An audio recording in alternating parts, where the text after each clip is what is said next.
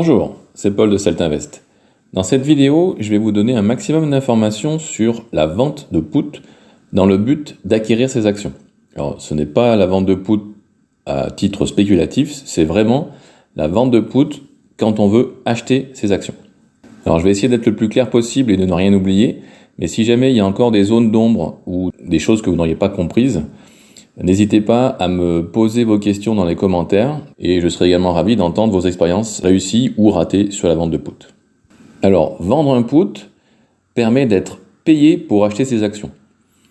Donc, vendre un put dans le but d'acquérir le sous-jacent, c'est pour l'acheter à un prix inférieur à aujourd'hui, dans une date future, mais encore une fois, en étant payé pour le faire. Si on n'achète pas de sous-jacent, on garde notre prime, donc on est payé quand même. Alors, je vais prendre un exemple avec la société HPQ. Donc, dans mon exemple, je vends un put de strike $28 pour une échéance de 18 jours. Et donc, pour ça, je vais toucher une prime de 0,70 centimes. Alors, pour info, la marge requise par le broker sur un compte sur marge, c'est $465. Ça servira un petit peu plus tard pour étoffer mes exemples. Donc, vous voyez que le cours est actuellement à $29,22. Donc en vendant un strike de $28, je prévois d'acheter l'action plus bas qu'aujourd'hui, plus bas de $1,22. Et ce, sous une durée de 18 jours seulement. Mon premier scénario, c'est si HPQ termine en dessous de $28 à l'expiration. Donc l'option sera assignée par le broker et je vais recevoir 100 actions HPQ au prix de $28.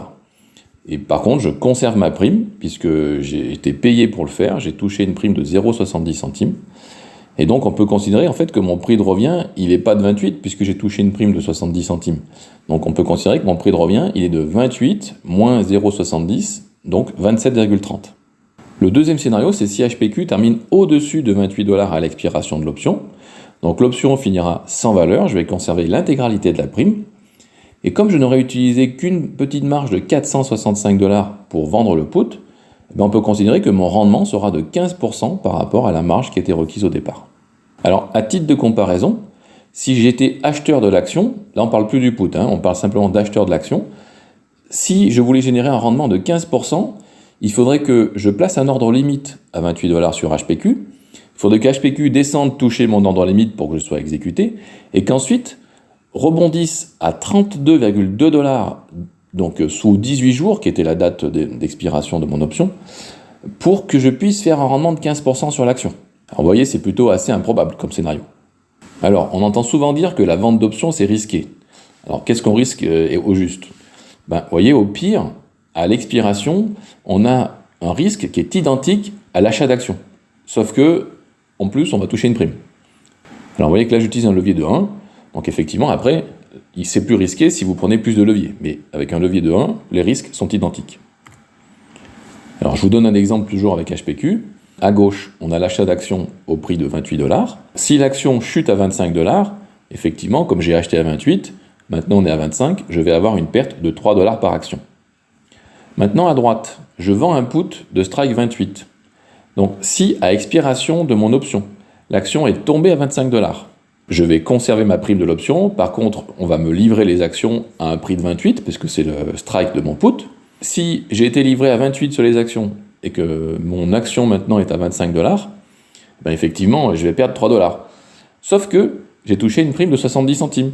Donc la perte réelle, elle est de $2,30, alors que sur les actions, elle est de $3. Donc vous voyez, finalement, la vente de put, c'est moins risqué que l'achat d'actions. Alors là, je vous donne un autre exemple qui n'est pas sur HPQ. Je vous invite à retourner sur mon blog et à taper l'adresse qui est inscrite à côté de la flèche rouge.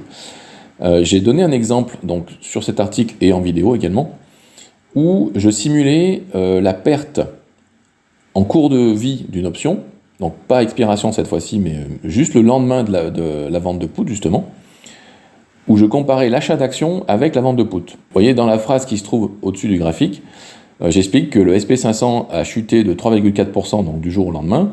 Et donc, si j'avais acheté l'action, le SPY, j'aurais eu une perte de $1 420. Alors que si j'avais vendu un put, j'aurais eu une perte de seulement $334. Donc, vous voyez, même du jour au lendemain, sur une baisse, on a une vente de put qui est moins risquée que l'achat du sous-jacent. Alors, quel intérêt de vendre un put par rapport à acheter le sous-jacent avec un prix limite ? Alors, le problème du prix limite, c'est que si votre action ne descend jamais taper votre prix limite, eh ben vous n'achetez jamais rien. Donc vous n'avez aucune chance de gagner quoi que ce soit. Par contre, avec la vente d'un put, même si l'action ne tombe pas en dessous de 28 $, eh ben vous conservez la prime, parce que vous avez été payé pour faire ça. Donc, dans l'exemple que j'ai pris avec HPQ par exemple, on pouvait faire un rendement de 15% même si on n'était pas exercé et donc on n'achetait pas l'action. Alors, quelle expiration choisir quand on veut vendre un put pour acheter ses actions? Alors, il n'y a pas de bonne ou mauvaise expiration, ça va dépendre de plusieurs facteurs. Cela va dépendre du temps dont vous disposez. En effet, si vous êtes un trader actif, vous pouvez, si vous le voulez, vendre des options très régulièrement. Sur certains sous-jacents, il y a ce qu'on appelle des 0 DTE, donc des expirations tous les jours. Sur les actions les plus liquides, il y a des expirations weekly, donc tous les vendredis. Donc vous pouvez très bien choisir de vendre, alors sur des ETF par exemple, sur les principaux ETF du marché américain, vous avez des expirations tous les jours. Donc vous pouvez vendre des expirations daily si vous voulez.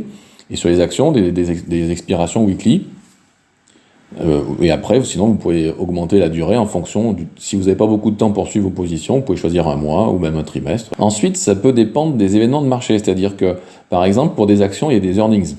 Les earnings, c'est les annonces de résultats. Donc, dans ces moments-là, la volatilité implicite, alors j'y reviendrai un petit peu tout à l'heure sur la volatilité implicite est plus élevée. Donc, c'est intéressant de vendre des options. Sur les indices, par exemple, vous avez des news comme le FOMC meeting ou les non-farm payroll. Donc là, pareil, la volatilité implicite est plus élevée, donc c'est un peu plus intéressant de vendre des options. Les événements de marché, les news, peuvent faire que ce soit intéressant de vendre à cet instant-là une vente d'options pour acheter son action. On touche une prime qui va être plus grosse. Alors, j'en ai déjà parlé, c'est-à-dire que les échéances disponibles, selon la liquidité du sous-jacent, on n'a pas toujours des expirations tous les jours ou tous les vendredis, on a des fois des expirations qui sont uniquement tous les mois. Donc ça aussi, ça va dépendre des sous-jacents que vous allez choisir. Le montant de la prime aussi est important parce que parfois sur certains sous-jacents, la prime n'est pas assez intéressante, donc on ne va pas vendre d'options à 15 jours ou un mois. Des fois, on va choisir plus long terme parce que la prime n'est pas assez grosse. Alors vous voyez, l'expiration, c'est à vous de voir ce qui convient le mieux par rapport à la prime que vous avez touchée et par rapport au temps que vous avez et les expirations qui sont proposées. Vous pouvez, si vous êtes très actif, très agressif, entre guillemets, vendre des options très régulièrement, très souvent. Et par contre, si vous avez moins de temps ou si vous êtes plus, sécuritaire, là, vous pouvez choisir des échéances qui sont un peu plus longues.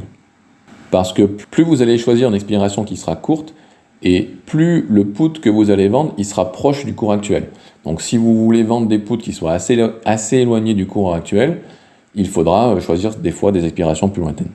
Quel est le delta qu'il faut choisir pour vendre son option ? Alors, le delta doit être ATM ou OTM, donc égal ou inférieur à 0,50 dans votre chaîne d'options. On ne vend que de la valeur temps. C'est très important de ne vendre que de la valeur temps. Alors, encore une fois, plus le delta sera faible, plus la prime touchée sera faible, mais plus les probabilités de réussite seront élevées. Donc là encore, c'est à vous de décider qu'est-ce qui est le mieux pour vous en termes de prime, de rendement et d'éloignement du strike par rapport au cours actuel. Et alors, on peut choisir le strike en fonction d'un niveau de prix sur un graphique, par exemple, par rapport à des supports, des résistances, par rapport à l'open interest. Donc encore une fois, il n'y a pas de bon ou de mauvais delta. Ce qui est vraiment important, surtout de retenir, c'est de vendre des strikes qui vont correspondre à un prix auquel vous avez vraiment envie de détenir l'action et de ne vendre que de la valeur temps. Alors, si vous ne savez pas ce que c'est que la valeur temps, je vous conseille de voir ma vidéo qui s'appelle « Comprendre le prix d'une option » sur ma chaîne YouTube. Donc vous tapez sur YouTube, sur votre moteur de recherche « Comprendre le prix d'une option », Celtinvest, et vous allez tomber sur ma vidéo, donc vous aurez des explications sur la valeur temps. Et pourquoi c'est important de vendre de la valeur temps ? Alors, j'en ai parlé un petit peu tout à l'heure, la volatilité implicite aussi, elle joue un rôle. Je reprends mon exemple avec HPQ. Donc HPQ coté 29,21 $ quand j'ai pris mon exemple. Et je vais prendre une action qui est totalement similaire en termes de prix, puisqu'elle cotait aussi 29,22 $. Donc il y a 1 centime d'écart. Donc pour la même échéance, une échéance de 18 jours, je devrais logiquement avoir le même prix. Or, qu'est-ce qu'on constate ? On constate que le put de strike 28 $ sur HPQ, je pouvais toucher une prime de 0,70, alors que le put de strike 28 $ sur KSS, je pouvais toucher une prime de 1,50, donc le double. Alors d'où vient cette différence ? Cette différence, c'est la volatilité implicite. HPQ avait une volatilité implicite de 42,3%, alors que KSS avait une volatilité implicite de 73,9%. Donc pour la même échéance, on avait un put sur HPQ qui valait 0,70, un put sur KSS qui valait 1,50, et ça, encore une fois, c'est uniquement la différence de volatilité implicite qui explique ces écarts de prix. Alors, il faut bien comprendre une chose, que c'est vraiment intéressant pour un vendeur d'options d'avoir une volatilité implicite qui soit plus élevée. La preuve, c'est que la prime est plus importante. Par contre, il faut aussi se rendre compte d'une chose, c'est que plus la volatilité implicite est élevée, c'est pas un hasard, c'est parce que la variation potentielle du sous-jacent est plus importante. Donc vous pourrez avoir des swings qui vont être plus importants. Donc voilà, il y a plus de risques entre guillemets, il faut en avoir conscience. Par contre, c'est plus intéressant pour un vendeur d'options parce qu'on touche des primes plus grosses. Est-ce qu'il faut craindre l'assignation ? Alors l'assignation, ce n'est pas un problème puisque l'objectif, c'est d'acheter l'action. Une assignation anticipée signifie simplement qu'on va acheter le sous-jacent avant l'expiration des options. Et donc ce n'est absolument pas un problème, disons qu'on va acheter plus tôt que prévu, mais ça c'est pas grave. Et il faut bien comprendre une chose, c'est que ça n'est possible que sur les options de type américain. Alors le type américain ou européen n'a rien à voir avec la zone géographique, c'est un type d'option. Donc pareil, j'ai fait un article et une vidéo que vous retrouverez sur mon blog en écrivant le lien que vous voyez à côté de la flèche rouge. Et donc ce qui est important de comprendre, c'est qu'avec le type américain, votre option peut être exercée n'importe quand, avant son expiration, alors qu'avec une option de type européen, vous ne pouvez être exercé qu'à expiration de celle-ci. Alors, les options de type européen concernent principalement les indices, bien souvent, voire quelques futurs, mais par contre, dès que vous faites sur des actions ou des ETF, vous aurez des options de type américain. Une des erreurs des débutants, c'est de croire qu'ils sont coincés avec une option qu'ils ont vendue. Vous n'êtes pas coincé avec une option, qu'elle soit de type américain ou de type européen, vous n'êtes pas coincé avec votre option. Vous pouvez ouvrir et clôturer une position sur option aussi facilement qu'avec une action. Si un jour vous vous trompez ou si un jour vous ne désirez ne plus acheter l'action, vous pouvez clôturer votre position sans aucun problème. Je vous remercie d'avoir regardé la vidéo jusqu'au bout. J'ai essayé de ne rien oublier. Merci de liker la vidéo si vous avez appris quelque chose. Ça m'encourage également à en faire d'autres. Et si jamais j'ai oublié des choses, si jamais il y a des questions auxquelles je n'aurais pas répondu, n'hésitez surtout pas à mettre des commentaires dans la vidéo, j'y répondrai avec plaisir. À bientôt!